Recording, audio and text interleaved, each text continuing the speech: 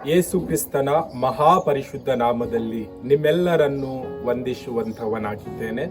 Price the lord. ಶಾಲೋಮ್. ಈ ಬೆಳಗಿನ ಜಾವದಲ್ಲಿ ವಾಕ್ಯ ಓದಿಕೊಳ್ಳೋಣ. ಮತ್ತಾಯನು ಬರೆದ ಸುವಾರ್ತೆ 22ನೇ ಅಧ್ಯಾಯ 37ನೇ ವಚನದಿಂದ 40ನೇ ವಚನದವರೆಗೂ ಓದಿಕೊಂಡು ಸ್ವಲ್ಪ ಹೊತ್ತು ಧ್ಯಾನ ಮಾಡಿಕೊಳ್ಳೋಣ. ನಿನ್ನ ದೇವರಾಗಿರುವ ಕರ್ತನನ್ನು ನಿನ್ನ ಪೂರ್ಣ ಹೃದಯದಿಂದಲೂ, ನಿನ್ನ ಪೂರ್ಣ ಪ್ರಾಣದಿಂದಲೂ, ನಿನ್ನ ಪೂರ್ಣ ಬುದ್ಧಿಯಿಂದಲೂ ಪ್ರೀತಿಸಬೇಕು ಎಂಬ ಆಜ್ಞೆ ಮುಖ್ಯವಾದದ್ದು ಮತ್ತು ಮೊದಲನೆಯದು. ಇದಕ್ಕೆ ಸಮಾನವಾದ ಎರಡನೇ ಆಜ್ಞೆ ಒಂದು ಉಂಟು. ಅದು ಯಾವುದೆಂದರೆ, ನಿನ್ನ ನೆರೆಯವನನ್ನು ನಿನ್ನಂತೆಯೇ ಪ್ರೀತಿಸಬೇಕು ಎಂಬುದೇ. ಈ ಎರಡು ಆಜ್ಞೆಗಳು ಎಲ್ಲಾ ಧರ್ಮಶಾಸ್ತ್ರಕ್ಕೂ ಪ್ರವಾದನ ಗ್ರಂಥಕ್ಕೂ ಆಧಾರವಾಗಿವೆ ಎಂದು ಹೇಳಿದನು. ಸಂದೇಶದ ಶಿರೋನಾಮೆ ಆಜ್ಞೆ ಮುಖ್ಯವಾದದ್ದು ಎಂಬುದಾಗಿ. ಯಾವ ಆಜ್ಞೆ ಮುಖ್ಯವಾಗಿದೆ, ಯಾಕೆ ಮುಖ್ಯವಾಗಿದೆ ಎಂಬುದಾಗಿ ಸತ್ಯವೇದದ ಮೂಲಕ ನಾವು ತಿಳಿದುಕೊಳ್ಳುವಂತವರಾಗೋಣ. ಮೊದಲನೇದಾಗಿ, ಸರ್ವ ಸೃಷ್ಟಿಕರ್ತನು, ಭೂಮಿ ಆಕಾಶಗಳ ಒಡೆಯನು, ನನ್ನ ಸೃಷ್ಟಿಕರ್ತನು, ನನ್ನ ವಿಮೋಚಕನು, ನನ್ನ ರಕ್ಷಕನನ್ನು ನಾನು ಯಾವ ರೀತಿಯಾಗಿ ಪ್ರೀತಿಸಬೇಕು ಎಂಬುದಾಗಿ ವಾಕ್ಯದಲ್ಲಿ ಯೇಸು ಕ್ರಿಸ್ತನು ಈ ರೀತಿಯಾಗಿ ಹೇಳುತ್ತಾ ಇದ್ದಾನೆ. ನನ್ನ ಪೂರ್ಣ ಹೃದಯದಿಂದ, ನನ್ನ ಪೂರ್ಣ ಪ್ರಾಣದಿಂದ, ನನ್ನ ಪೂರ್ಣ ಬುದ್ಧಿಯಿಂದ ನಾನು ಪ್ರೀತಿಸಬೇಕು ಎಂಬುದಾಗಿ ಮೊದಲನೇ ಆಜ್ಞೆಯಾಗಿದೆ. ಎರಡನೇ ಆಜ್ಞೆ ಒಂದಿದೆ. ಅದು ಯಾವುದೆಂಬುದಾಗಿ ನೋಡುವಾಗ, ನಾನು ನನ್ನನ್ನು ಯಾವ ರೀತಿಯಾಗಿ ಪ್ರೀತಿಸುತ್ತೇನೋ ಅದೇ ರೀತಿಯಾಗಿ ನನ್ನ ನೆರೆಯವನನ್ನು ಪ್ರೀತಿಸಬೇಕೆಂಬುದಾಗಿ. ಈ ಎರಡು ಆಜ್ಞೆಗಳು ಧರ್ಮಶಾಸ್ತ್ರಕ್ಕೂ ಪ್ರವಾದನ ಗ್ರಂಥಕ್ಕೂ ಆಧಾರವಾಗಿದೆ ಎಂಬುದಾಗಿ ಯೇಸು ಕ್ರಿಸ್ತನು ಹೇಳುತ್ತಾ ಇದ್ದಾನೆ. ಈ ಒಂದು ದಿನದಲ್ಲಿ ಈ ಲೋಕದಲ್ಲಿ ಜೀವಿಸುವಾಗ ನಮ್ಮ ಪ್ರೀತಿ ತಂದೆಯಾದ ದೇವರ ಮೇಲೆ ಯಾವ ರೀತಿಯಾಗಿದೆ?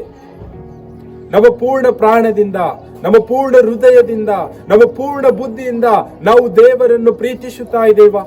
ನಾವು ಈ ಲೋಕದಲ್ಲಿ ಜೀವಿಸುವಾಗ ಅನೇಕ ಜನರ ಸೃಷ್ಟಿಕರ್ತನನ್ನು ಪ್ರೀತಿಸುವಂಥದ್ದು ಯಾವ ರೀತಿಯಾಗಿದೆ ಎಂಬುದಾಗಿ ನೋಡುವಾಗ, ತಂದೆ ತಾಯಿ ಹೇಳುತ್ತಾರೆ ಎಂಬುದಾಗಿ ಮಕ್ಕಳು ಪ್ರೀತಿಸುವುದು, ಮಕ್ಕಳು ಹೇಳುತ್ತಾರೆ ಎಂಬುದಾಗಿ ತಂದೆ ತಾಯಿ ಪ್ರೀತಿಸುವುದು, ಸಭೆಯ ಸೇವಕರು ನೋಡುತ್ತಾರೆ, ಹಿರಿಯರು ನೋಡುತ್ತಾರೆ ಎಂಬುದಾಗಿ ಮನಸ್ಸು ಇಲ್ಲದೆ ದೇವರ ಸನ್ನಿಧಾನಕ್ಕೆ ಬರುವುದು. ಈ ರೀತಿಯಾದಂತ ಜನರು ಅನೇಕ ಜನರಿದ್ದಾರೆ.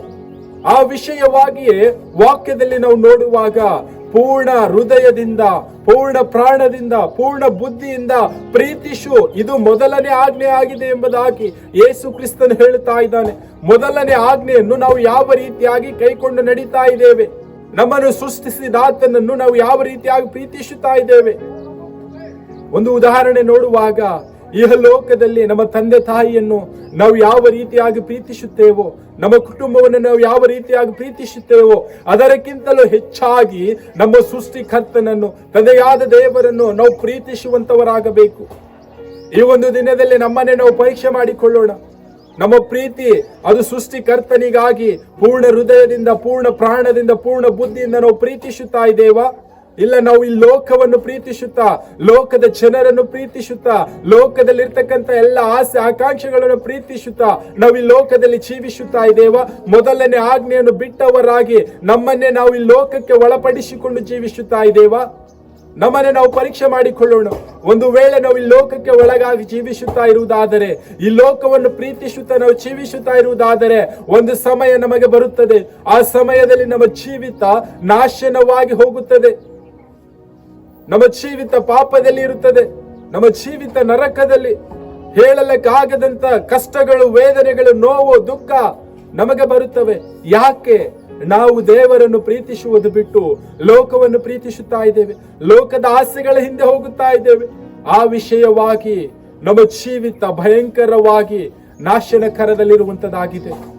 ಎರಡನೇ ಆಜ್ಞೆಯನ್ನು ನೋಡುವಾಗ, ನಾನು ನನ್ನನ್ನು ಯಾವ ರೀತಿಯಾಗಿ ಪ್ರೀತಿಸುತ್ತೇನೋ ಅದೇ ರೀತಿಯಾಗಿ ನನ್ನ ನೆರೆಯವನನ್ನು ನಾನು ಪ್ರೀತಿಸಬೇಕು. ಈ ಒಂದು ದಿನದಲ್ಲಿ ನಾವು ನಮ್ಮ ನೆರೆಯವರನ್ನು, ನಮ್ಮ ಸ್ನೇಹಿತರನ್ನು, ನಮ್ಮ ಕುಟುಂಬದವರನ್ನು, ನಮ್ಮ ಬಂಧು ಮಿತ್ರರನ್ನು ನಾವು ಪ್ರೀತಿಸುತ್ತಾ ಇದ್ದೇವಾ?